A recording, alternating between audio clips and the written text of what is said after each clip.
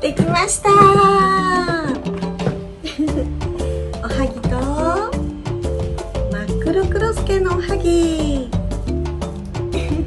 ハロウィンだからね。 The last time I posted a video about おはぎ, there is another video that has a continuation of it. I had some leftover cooked rice okowa, so I tried to decorate it with おはぎ. I made a 真っ黒クロスケおはぎ. Place the okowa in a bowl and mash the okowa so that it became sticky. Roll the rice into small balls. For the black sesame flavor, mix the black sesame seeds, salt and sugar.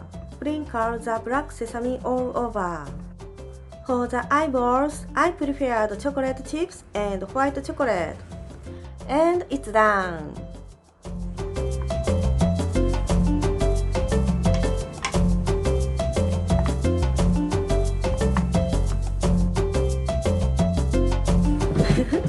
できましたおはぎと真っ黒クロスケのおはぎハロウィンだからね。おとちゃんどんな反応するかな、楽しみこんにちは。重いでしょ。なんだこれ、真っ黒クロスケ。これはおとちゃんの？おはぎ、きな粉とあんこ。これはチョコが目玉のチョコ。ユニコーンは。か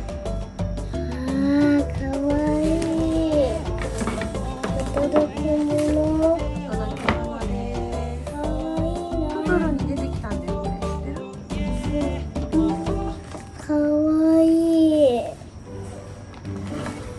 届け物？そうよ。お餅だよ、お餅。これあんこ。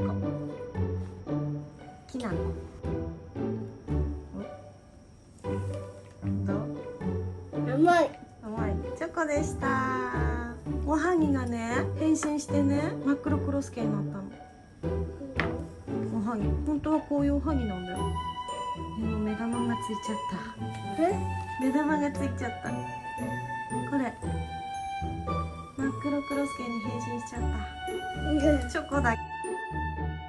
I posted a separate video on how to make the standard ohagi without masquerade. If you want to know how to make ohagi, please watch it.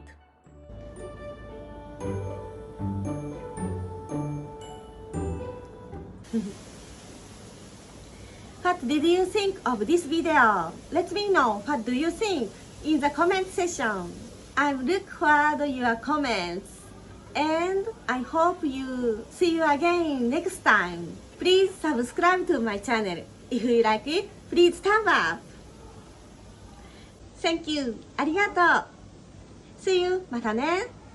バイバイ。